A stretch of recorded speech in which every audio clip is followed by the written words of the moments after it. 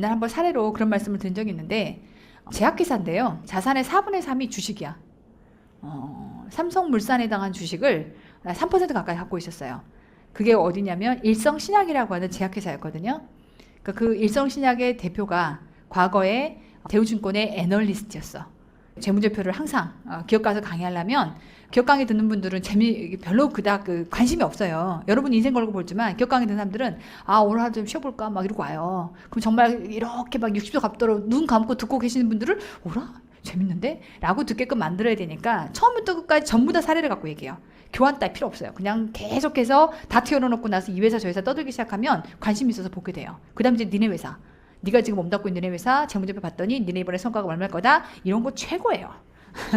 그래서 그렇게 해서 일단 잠을 깨운 다음에 관심을 환기시키는 방법으로 강의를 해왔던 건데, 그러니까 수시대대로 맨날 제가 사례를 찾았겠죠. 그 중에 이제 어떤 회사가 자산의 4분의 3이 주식이야.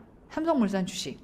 그러면 결국 뭐 하는 회사인가 봤더니 거기 안에 있던 팀이 강의팀이었는데, 제가 3일에게 있을 때 옆에 앉아있는 회계사가 전 감사인, 또 옆에 있는 애가 전전 감사인. 그들의 증언에 따르면 대우증권의 애널리스트였던 CEO가 돈 많이 벌어서, 증권에서 돈 많이 벌어갖고 제약회사 하나를 치러갖고 외국의 어떤 그 판권을 하나, 제약의 판권을 하나 사갖고서 일성신약이라는 회사를 세운 건데, CEO가 관심이 약 만들어 파는 데 없어. 관심이 어디 있냐면 주식에 있어요. 주식에. 그래서 이제 CEO 방에 가면 HTS가 3장이 열려있대. 그래서 아침부터 딱 출근하셔갖고 각 잡고 앉아갖고서 주식시장의 객장에다가 이렇게 주문을 넣는 거예요. 자기 애널리스트한테 주문 넣어갖고서 사고 팔고. 그러다 보니까 회사가요, 영업으로부터 창출의 현금이 뭐냐면 사실은 약판 돈이에요. 근데 이제 결국 그 회사가 주식이나 이런 게 많이 있다면 뭘 받았어? 배당 해당하는 게 많이 받았겠죠? 배당에 해당하는 수지가 많겠지? 쉽게 말하면 영업으로 창출된 현금, 약 팔아서 번 돈은 회사가 40억 정도밖에 안 돼요. 그런데 배당으로 걷어들인 게 한 300억 정도 돼요. 삼성물산에서 배당으로 걷어들인 게. 그래서 결국 두 개를 합치면 얘가 40억에 300억이면 340억이잖아요. 근데 과거에는 얘를 이렇게 뿌려주지 않고 그냥 영업활동 현금으로 무식하게 딱 그냥 340.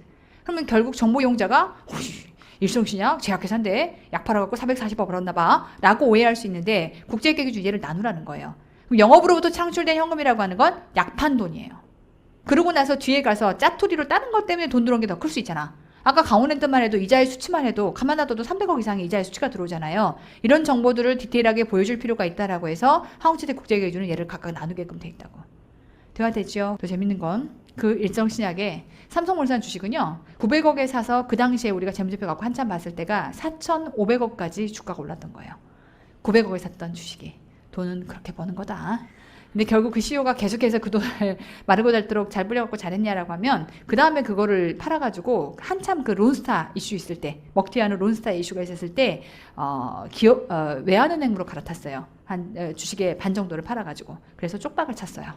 이제 흥망성쇠는 항상 주식은 그러하다. 근데 어쨌건 일성신약 제약회사임에도 불구하고 자산의 4분의 3이 주식이었던 회사는 이런 형태로 약판돈과 안에 있는 배당으로 들어온 수익이 다르다는 거. 내용 아시겠죠?